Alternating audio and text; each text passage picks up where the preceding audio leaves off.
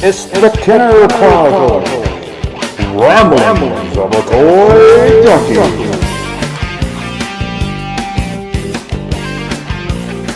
Love that intro. Welcome back, guys. It's the Kenner Chronicles, and we're back. I know it's been, over a month, maybe 2 months since we did a podcast. Woo. Sorry, things have been crazy. My ex-wife broke her leg the day after Halloween, and I know she's thinking she's ex-wife. What's it got to do with me? But we have kids, and usually she's watching the kids when I'm out on the town working. So I've been trying to get back in town to get them because she can't walk. And it's been crazy. And my son, I get him every other weekend, but being that she's been laid up, she was in hospital for over a month. They had to put pins in her legs and everything. So I've been getting him every month, and that's usually when I do the podcast, is every other week when I don't have my son. So that's the deal right there. But we're back, and now some bad news, maybe. I'm not sure yet. Kenner Podcast might be put on hold yet again. I got word earlier this week that I'm going to be laid off work. That's right. So I'll have more time to do the podcast, but I'm not sure if I got, the $15 a month to waste if I'm not going to be working, because I was laid off last December also, and it took me about 7 months to find a job. So I'm hoping I'm not working that long this time, and maybe I'm going to try to find a sponsor or somebody maybe that'll come on really to help me with that $15 bill. That way I can do more podcasts for you, and we can get back into that routine. So what we're going to talk about today, of course, we're going to talk about Kenner. We're going to talk about The Last Jedi coming out this week. Let's get right to it, because I've got to try to wrap this up here to do some YouTube stuff also. So let's just talk Kenner. Now, we all know in 1985, Kenner killed the Star Wars line. Declining sales really hurt it. Kids, I did a whole video on the Power of the Force. We took a look at the Power of the Force figures, the last of the Kenner line. Kids that grew up with The New Hope, as we called Star Wars back then, kids that grew up with The New Hope, and kids that moved on to Empire and Jedi. By the time Jedi was out and released, these kids that grew up in that time around was getting older. They wasn't into toys as much. And the new kids coming up, sure, they might like Star Wars, but they were getting into Transformers. He-Man was dominating the toy market. Star Wars was dying, sadly. Kenner's last bit of hope was to release that Power of the Force line, to go back, not just do figures from Jedi, but kind of bring all three movies together and do figures for it. Hopefully bring in some new fans of Star Wars. So I thought I would talk about the planned 1986 line, the one that was going to come after the Revenge of the Sith, listen to me, after the Power of the Force line. Here's their plan they submitted to Lucasfilm. Now, I've heard that Lucasfilm didn't approve of this plan, and it really didn't matter because Kenner was going to ended up pulling the plug on Star Wars anyway, in the Droids line, the Ewok line. In 85, everything got pulled anyway. But what Kenner was going to do was going to be more of an expanded universe. Their plan was to step away from the films and do a whole new series of figures based. This is the concept they had. They were going to bring in this new villain called Atha Prime. Somehow he harnessed the power, the technology to make an evil clone warrior clan. Kind of like stormtroopers, but more. They weren't really like. Well, I'll say they were like stormtroopers. They looked a lot. I don't think they had a red cape. They would have. They were a little more bulkier than the stormtroopers. But that was the plan. That this Prime guy was going to be the new villain, who was going to be the leader of this clone army. They called it Clone Warriors, but I guess it's a clone army. And they, of course, do battles with the rebels, a more mature group of rebels, a more established rebel group that was starting to take over the galaxy at that time. Luke was going to be a full-fledged Jedi Knight. Han Solo was more kind of flashy hero look to him. Now, on the last video I did on YouTube, the Power of the Force video, if you watch it, I show some concept art of the Luke and Han. So if you want to check them out, just go to YouTube's Star Wars Junk YouTube page and look for the Power of the Force video we did a couple of days ago, and you'll be able to see the concept drawings of the Jedi Luke and the hero Han. And then they were going to do, they kind of did other ships, some of the ships they planned. One was a little vehicle. I don't recall the name. It's kind of like a mini rig. But if you remember the Falcon, right in the front of the Falcon is kind of shaped like a guess kind of like a U. It's got an opening right there between the two big, I don't know if you call them ports. But this is going to be kind of like an escape pod ship that fit into that, which is very interesting because that ship came out in 77, long before they even planned this little add-on piece. But it's funny how that add-on piece fits in there perfectly. And that's something they were going to bring in. They also was going to bring in, of course, the X-Wing was going to come back. They redesigned it. It was going to be more of a black and orange look. It looked pretty cool from the concept pictures we've seen of it. And one thing I'll say about this concept they did from what we've seen of the concept art, they didn't go too far out of Lucas's universe or his vision for Star Wars. Everything, the concept they came up with, looked like something you would see in Star Wars. They didn't get really too carried away with it.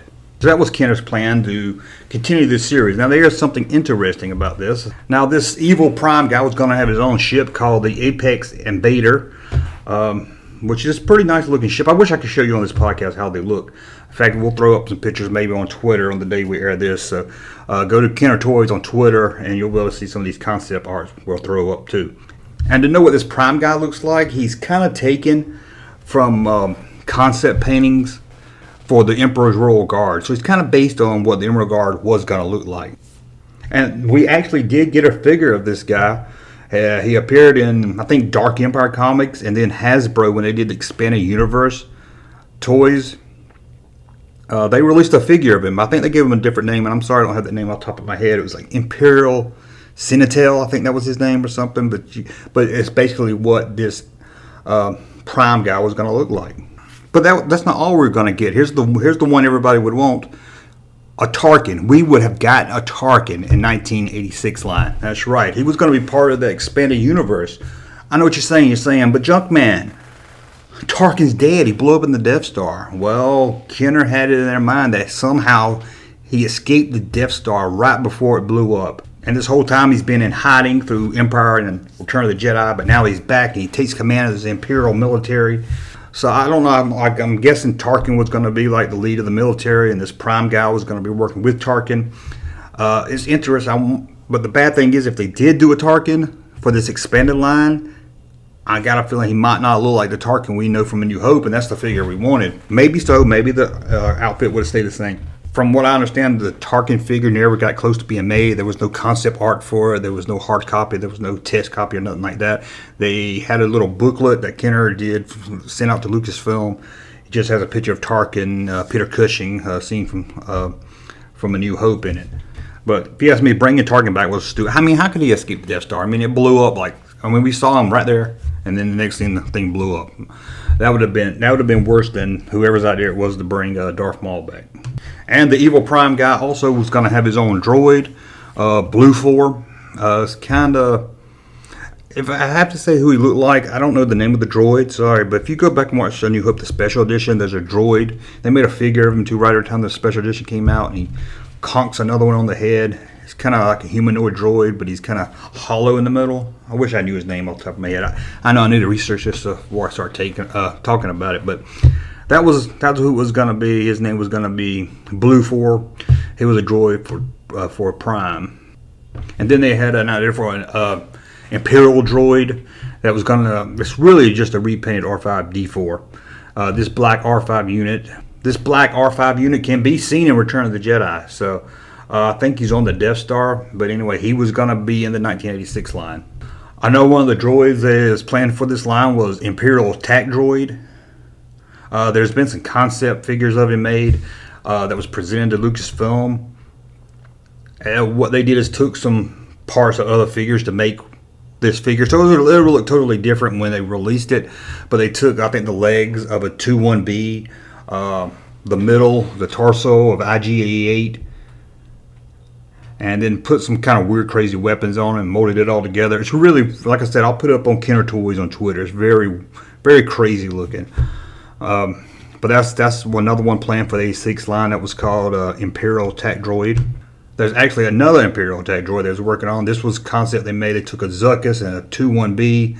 Oh, this is very weird. Okay, they took Zuckuss, who is, is probably the new guys know this Forlom, took the head off, put some 2-1B arms on his shoulders, and for the head is Forlom's gun. I don't understand. Okay, that's the best I can explain it. It's crazy. And there was actually another Imperial droid that was going to be, this was more like an R2 unit, but what the concept has is a mix between a power droid and an FX7. It was going to be loaded with tons of weapons, like I think 3 on each side of his, by his legs, right above his legs. You know, you kind of think of R2, it's kind of round like that, and right above the legs. He was going to have 3 missiles on each side. Also presented this time to Lucasfilm for the 8586 line was, I wish we got this, the Rebel Blockade Runner.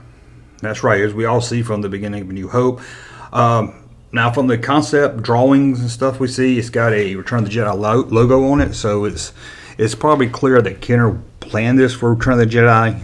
They didn't have time, something happened, they didn't do it for Return of the Jedi, so they kept moving it up. Probably couldn't get into the Power of the Force line, so they kept pushing it up, and their plan was to bring it into this expanded universe line they were doing for 86. I wish we got a Blockade Runner. Man, that would have been awesome, but the photo of it looks kind of weird because it's, you know, it's not like the Falcon that was like more like a playset than a ship. This was a ship, but it had a Luke, but he stood in it, and half of his body stood out of it.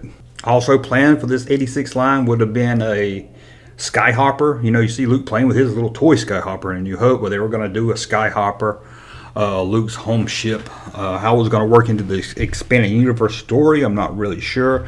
And that's another thing, I'm not sure how they were going to tell this story. You know, they didn't have a cartoon to go with it. They didn't have anything really to go with it. I don't know. My thought is they would put maybe a comic book with the toys. Or I guess they could have put on the back of the card a little information about the Prime guy, Tarkin escaping, and the Clone Warriors. But I think it would have been better if they did it with a comic book. That might have been copying Master Universe a little too much for that time. But Kenner did put a comic book with the alien figures. If you remember the alien figures that were based on the cartoon that never got aired, not on the movies, they came with a Dark Horse comic book. Another one for 1986 was an updated land speeder at XP36. It looks almost like the regular land speeder. It paints a little different. It's got some kind of booster rockets on the top. Also for 86, a redone snow speeder was going to be a Rebel armor sand speeder, more for like Tatooine. It looks like the snow speeder, except it's orange. At least, you know, that's the concept. A lot of this stuff that was presented, like I said, to Lucasfilm was concepts, which they made to put in this binder that was sent to Lucasfilm. So it might have been changed before the actual release, but this was kind of like an orange sand look to it. It was more for like battle and sand, like on Tatooine. Now, I'm not going to go through every little thing they were going to do, but I'll link to the Star Wars Collectors Archive database. It's a fantastic website. They have the whole booklet you can look at. So I'll look in the description of this podcast, or if you listen on YouTube, in the description below, and I'll put a link to that because it's amazing. But I wanted to bring up this one.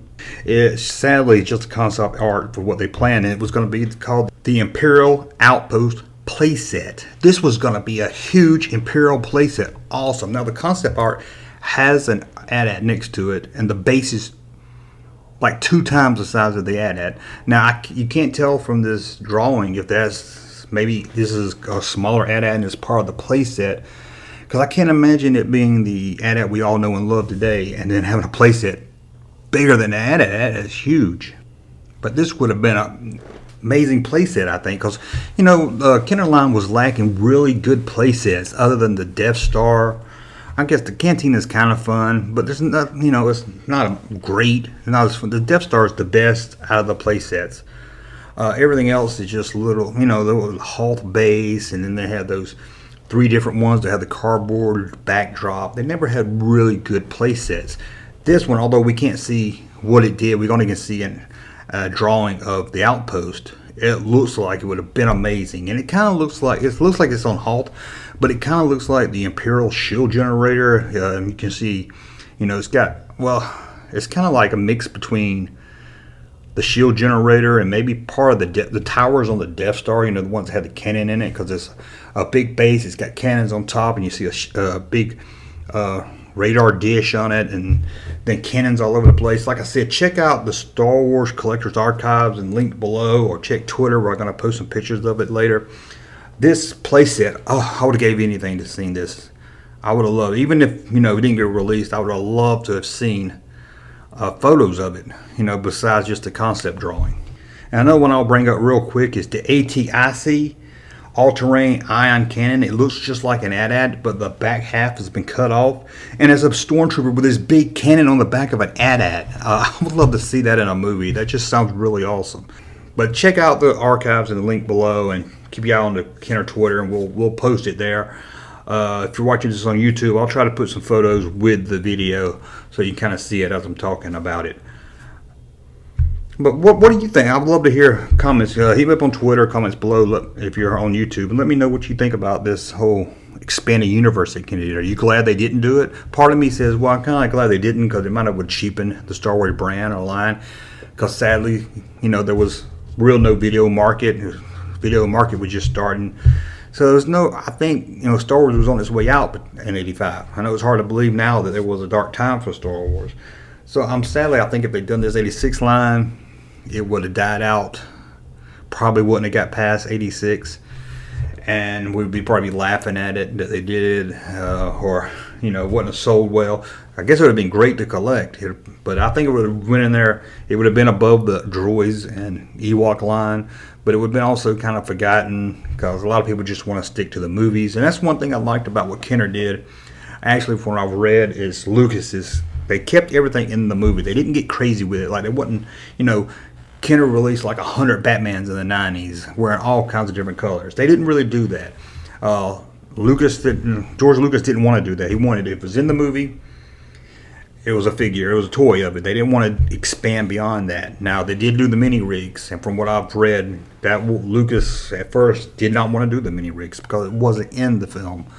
But he approved those because they do kind of look like something that you might see in the background, keeping it looking like something you would have seen in Star Wars. They didn't get too crazy with it. Now Kenner in the 90s, after they got bought by Hasbro, they started to dabble in that little crazy.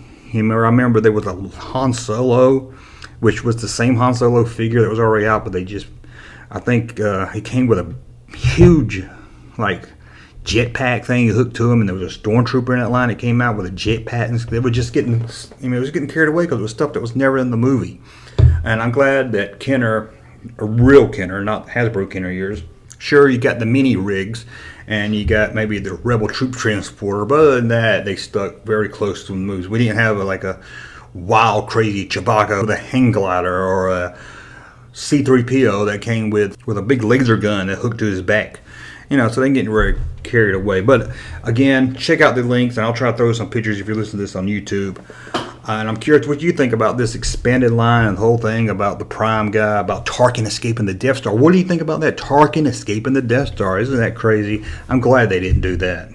I've seen this raw strength once before. It didn't scare me enough then.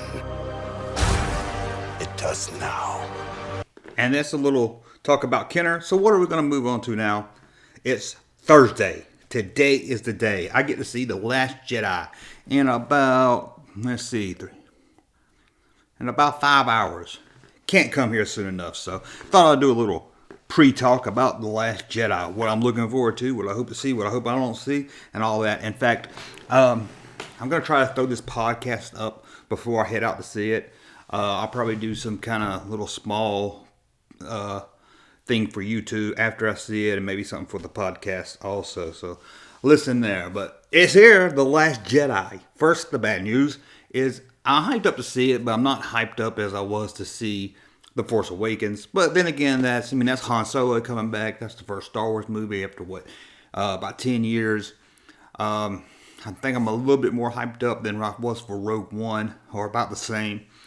So that's the problem, I think, about having a Star Wars movie out every year, is that you just don't get really excited as you did when you had one every 3 years, or in that 10-year split. But, of course, The Force Awakens, like I said, was different. I mean, you got Han Solo, you had Luke, you had the original cast coming back, you had a whole new person in charge of the vision, not Lucas.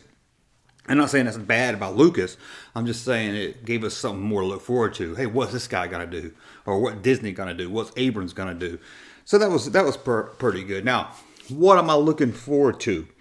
I'm not really, got anything in my mind of what I'm looking forward to.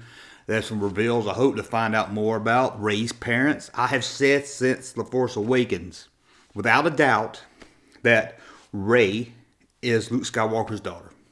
And I'm sticking by that. Now, I also admitted back during The Force Awakens that they seem to really be trying to push you in that direction to think that. So they're probably going to do a 180 or a 360, whatever it is, and spin you give you something that you're not thinking about. Now, but I still, because to me, it's always been, this is a Skywalker story. You got to have the main lead of Skywalker. And people are going to say, well, Kylo Ren's a Skywalker. No, he's not. Okay, Skywalker by blood. I'm just saying we need someone with that Skywalker blood and name to carry on any trilogy past 9. And people say, well, what about Luke Skywalker?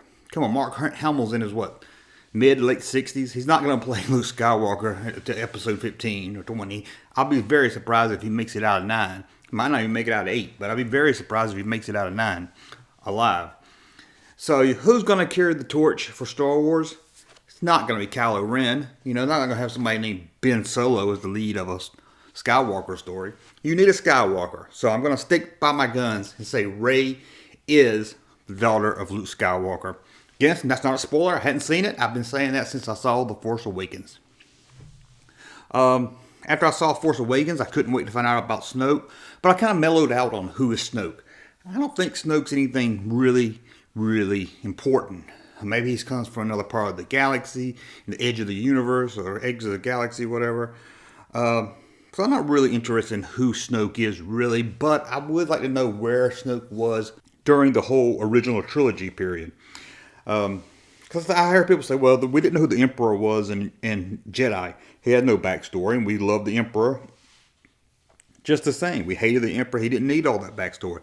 But when we met the Emperor in 1983, I'm sure we met him in Empire, but when we really met him in Return of the Jedi, we didn't need a backstory because we didn't have the prequels, or we didn't have to ask where he was. But with this new trilogy with Episode 8 and the new ones, you kind of have this whole history of 6 films before it. So you're going to start thinking, well, what was he doing this period? Was he waiting around for the Empire to fall so he could come in? When did he come around? When did he find out about Skywalkers and all this stuff? Did he come from another part of the universe or the galaxy and come there, maybe a couple years after and found everybody in ruins and came to kind of take over things? Who knows? I'm looking forward to that, but like I said, I don't think Snoke's going to have any big reveal right there. I love the whole theory of him being Darth Plagueis, the Wise.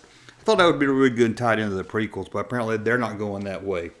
So I'm not really geared up for that. I'm not really hyped up going out. I hate to say I've read some of these or heard some of these non-spoiler review about twists and turns. So I'm eager to see how they do it. Now, and everybody says, are they going to top the twist in Empire Strikes Back, the Luke, I am your father?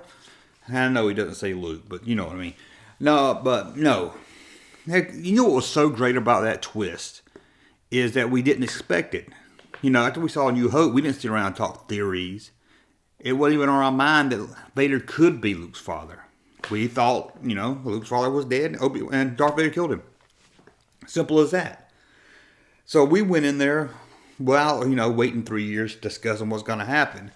That's the problem with the day, because we know the story and we all sit here and come up with our theories. So I think it would be very hard to surprise me or give me something I haven't heard a theory on already.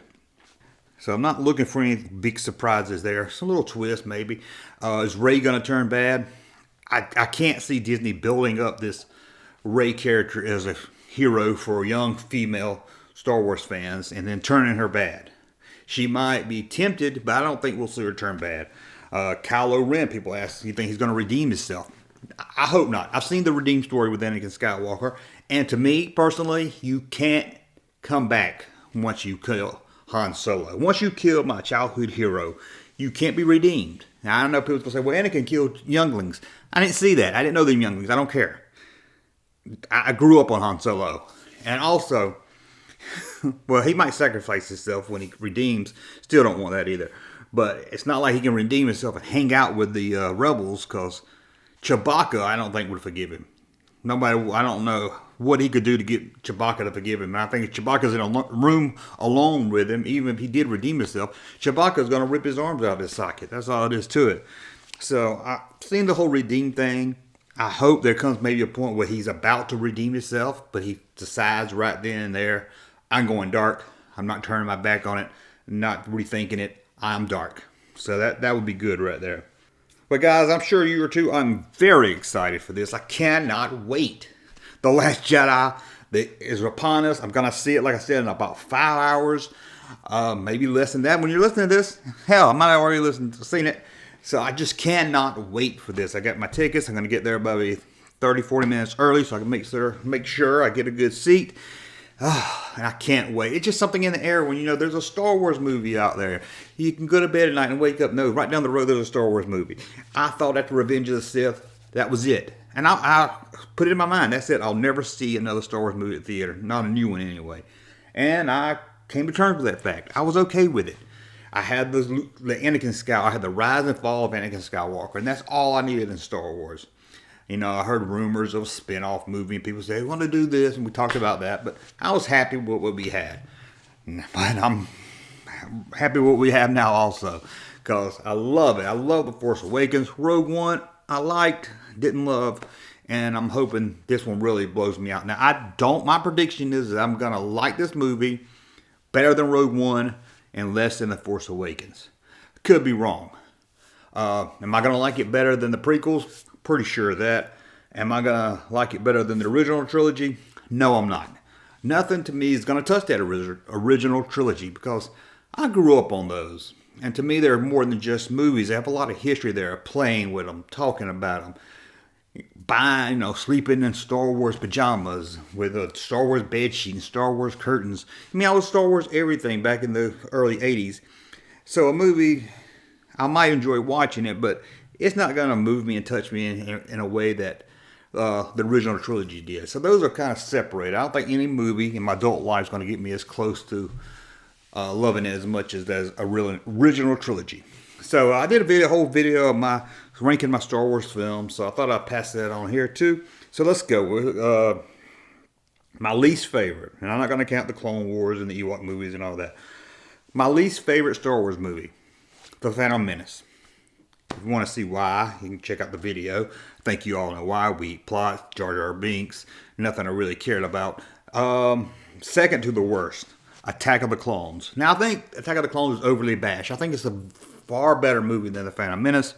There are some points there I don't like. There's some things there I don't like, the plot and everything. But the whole thing about Anakin being whiny and cheesy, that doesn't bother me at all. And I think Hayden's a really good actor in it. I know most of you are going to disagree with that. But that's how I feel. Okay, and then we got Revenge of the Sith. The best of the prequels. Still not saying that much, but I like it.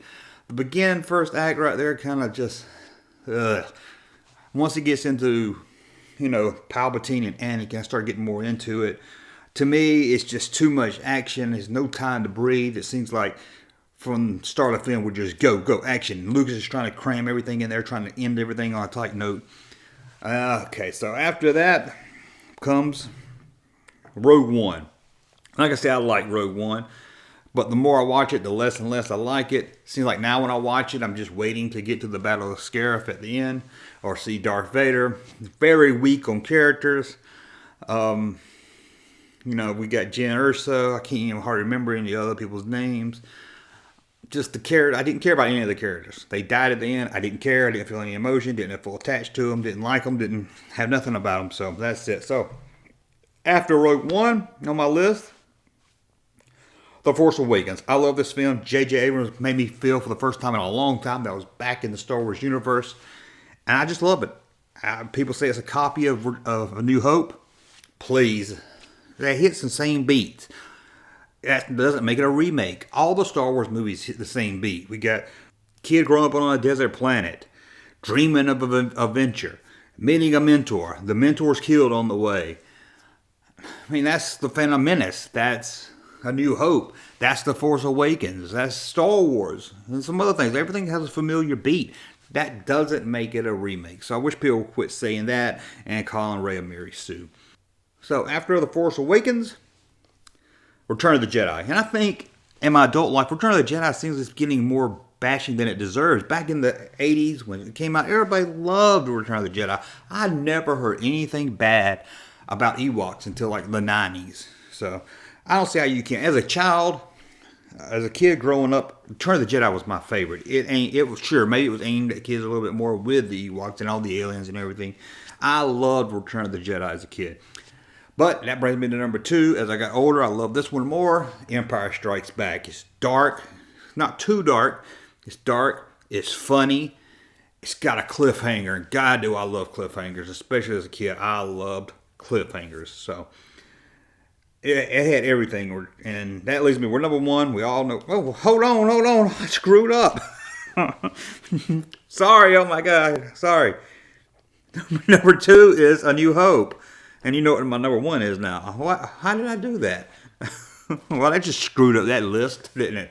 Well, number 2 is A New Hope. I mean, it's the original. It's hard to say anything bad about it. Like I said in the video on YouTube, it seems like a little bit at the beginning, it drags a little bit, but I think that's just because I've seen it so many times that it kind of feels like it's dragging now. But I can't really say nothing bad about A New Hope.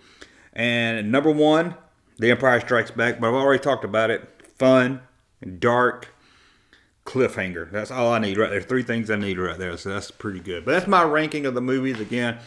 We'll start at the front. From the best one. The best one's Empire, followed very closely by A New Hope, and then Jedi. To them, it's hard to kind of rank those because I see this as one movie. But them 3 right there are perfect. The Force Awakens, and then we drop down to Rogue One, Revenge of the Sith, Attack of the Clones, The Phantom Menace. That's my ranking right there. Anyway, I love if you guys are watching this on YouTube or listen to it on a podcast. Hit me up on Kenner Toys or at Star Wars Junk on Twitter. Let me know what you're thinking. Let me know your ranking, how you rank these films, and let me know what you think about the Last Jedi. You know, I've been hadn't been reading a lot of comments because I don't want any spoilers out there. Because you know, there's some assholes out there who will just spoil shit for you just to be funny, just because they have nothing else to do in life to spoil shit. So I've been trying to stay off social media as best as I can, but it's very hard when you do YouTube videos and you do Twitter and you do a website and all this. So that gets very hard right there. But I'm excited. I'm going to see The Last Jedi in a few hours. And this is just my little Last Jedi recap. Wow, that's a lot of potatoes. Okay, everybody, this is kind of the Kenner news, although it's not really news about Kenner per se. It's about toys in the 80s. I just wanted to bring this up because anyone out there wants to watch it. Anyone that grew up on the 80s or loved the toys from the 80s will probably want to watch this. It's on Netflix. It's called The Toys That Made Us. It's 8 episodes. Here's what I understand. There going to be was going to be an episode for Star Wars, of course, the Star Wars toys. Can't wait to see that one. Hello Kitty, Legos, Star Trek, G.I. Joe, Masters of the Universe. Another one I really want to see. I grew up on Masters of the Universe there for about a year or 2. In fact, I did a whole YouTube video, again, to plug my YouTube channel, where I open a box of toys I had as a child and go through them. Anyway, the other ones are Barbie and Transformers. Of course, this is probably going to be just like season 1. If they do a season 2 or do more episodes than 8, I hope we see a Superpowers. Love to see Superpower ones, maybe some of the Marvel toys. Definitely like Mask or something. But I think they hit the heavy hitters right here. Of course, you can't talk 80s toys without talking Star Wars. That's dominated the early part of the 80s. Master Universe, they got that covered. G.I. Joe, they got all the hot ones covered.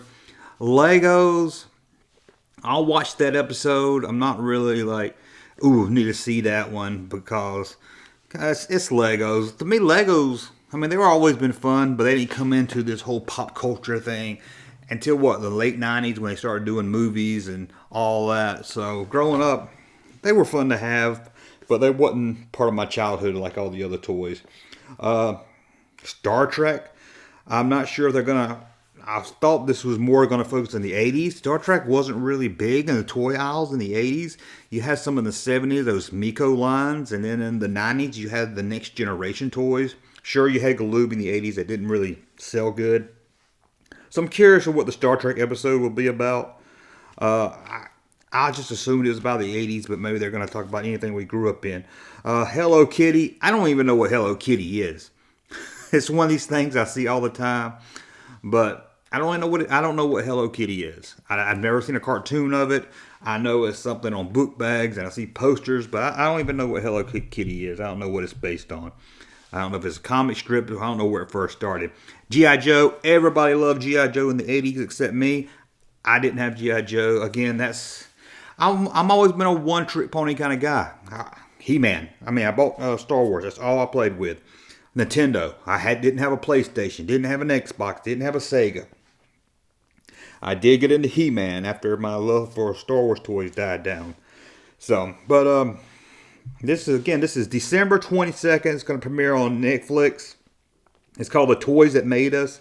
It's going to be 8 episodes. Hopefully it will do good and we'll have more.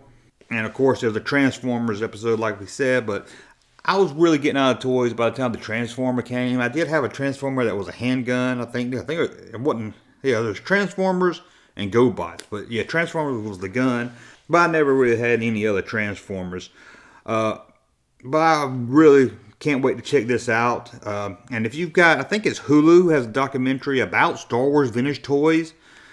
Plastic Galaxy, I think it's still on Hulu. Check that out. That's a very great documentary. I should get those guys to come talk to me about that on this podcast.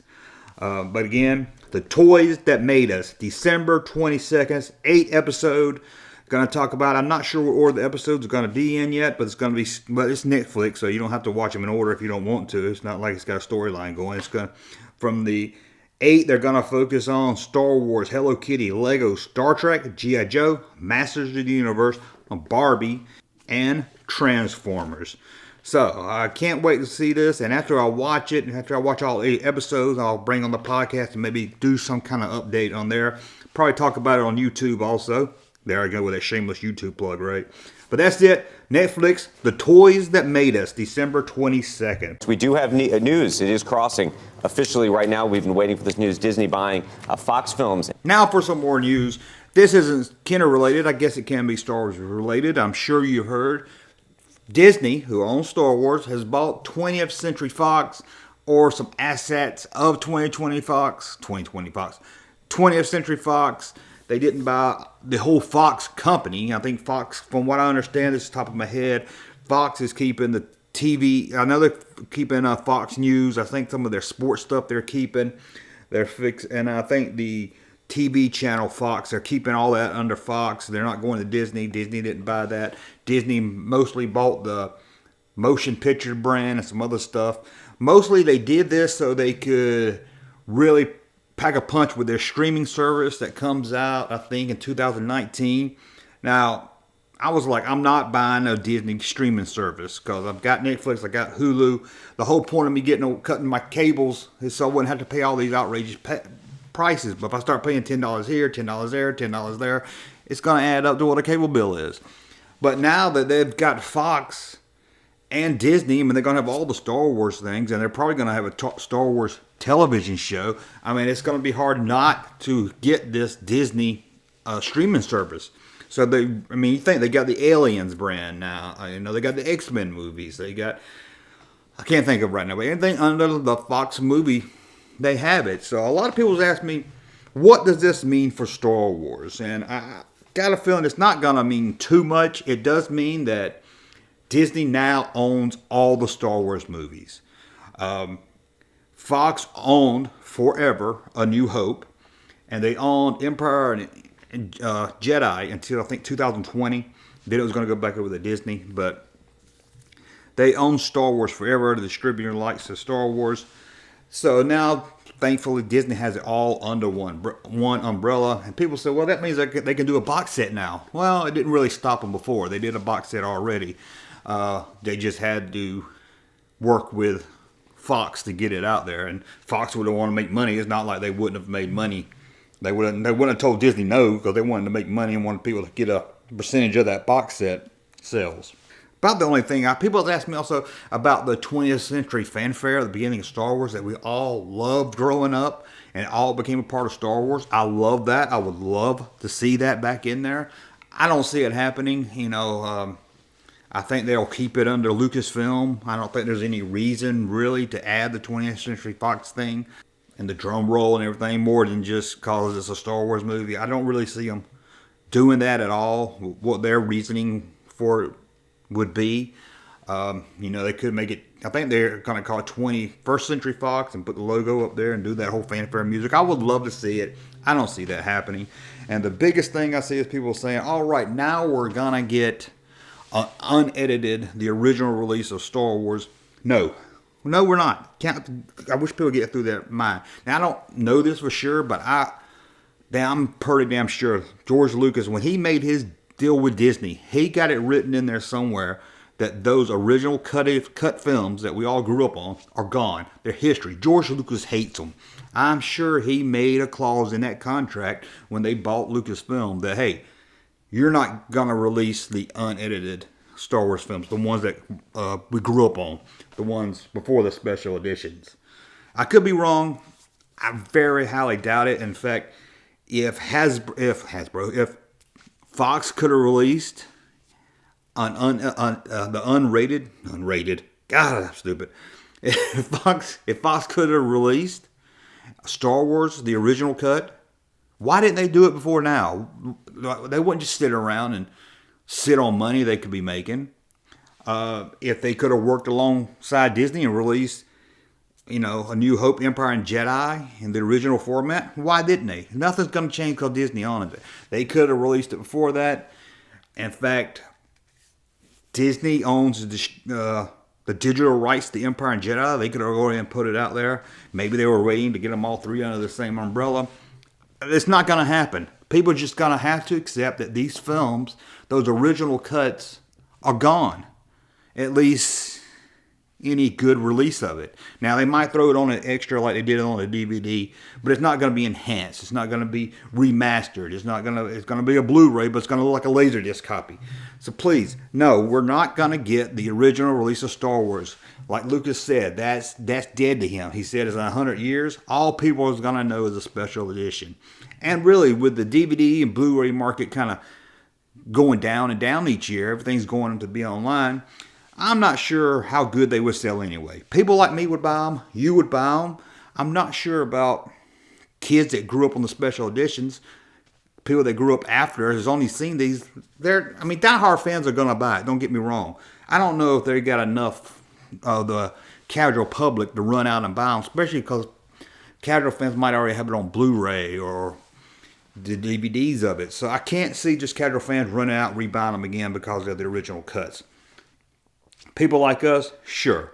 My ultimate dream, maybe after episode 9, to a new box set, I guess 4K is the way everything's going, whatever the best technology is then, do episode 1 through 9, put the original copies on there as a bonus feature.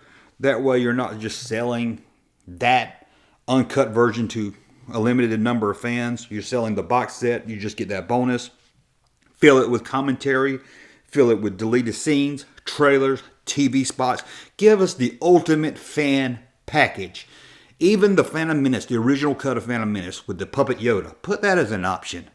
And wouldn't this be great? What if there was a way to do a bonus feature where you get to pick what you want? Because there's some stuff in that special edition I like the Emperor, how they redid the Emperor and Empire. I like that. Some of the battle scenes, they fixed up some stuff there.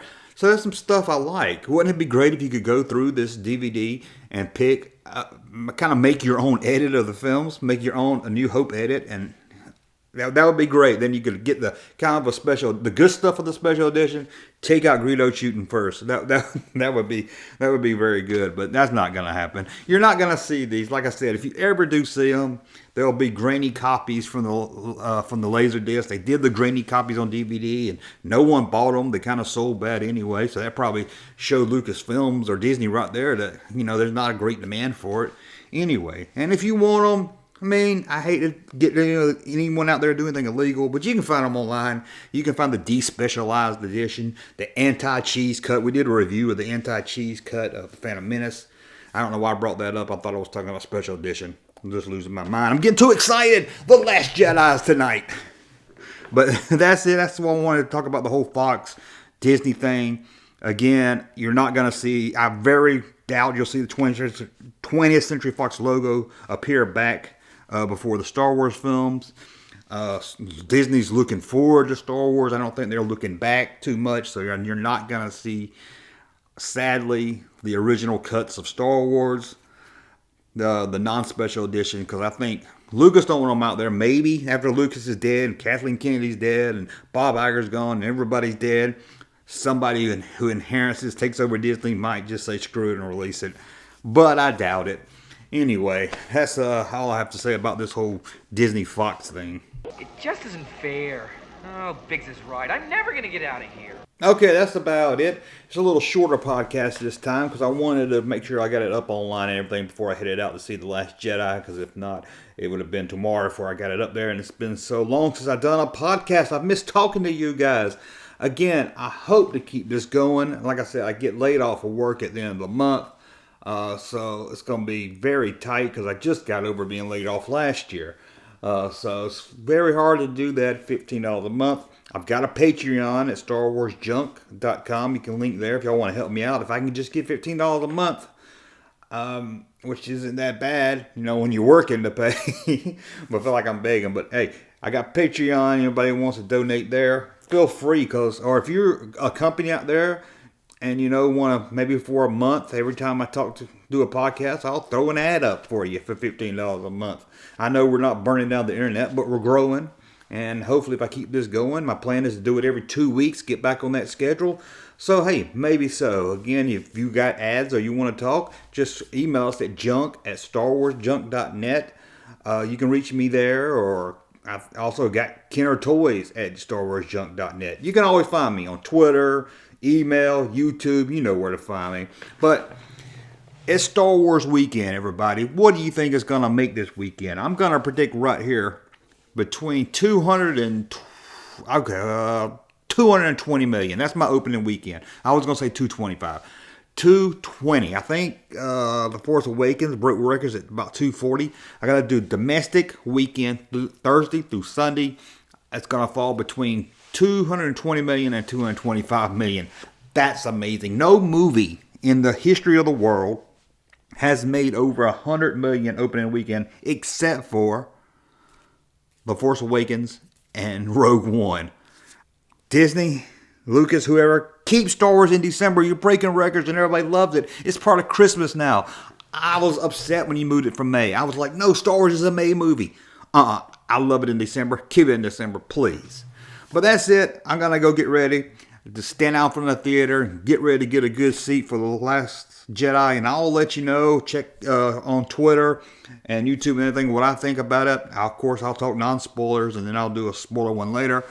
But thank you guys again for listening. I really love talking to you guys. And if you got, and out there again, I say this every time. If you're a collector of anything Kenner, hell, any kind of toys, send me an email. I'd love to have you on the show. It gets harder and harder for me to find stuff to talk about alone. So if I got somebody, just to talk to somebody about their collection, how they got into collecting, how they would recommend someone else get into collecting, do's and don'ts of collecting, anything like that, hit me up on Twitter.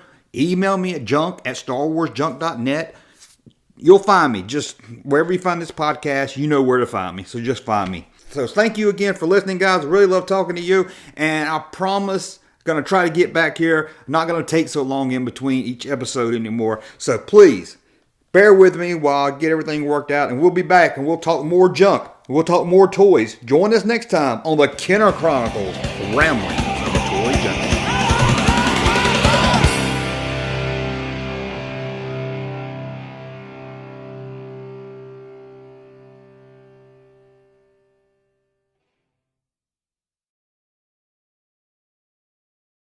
Wait a minute, where'd she go? Bring her back. Play back the entire message.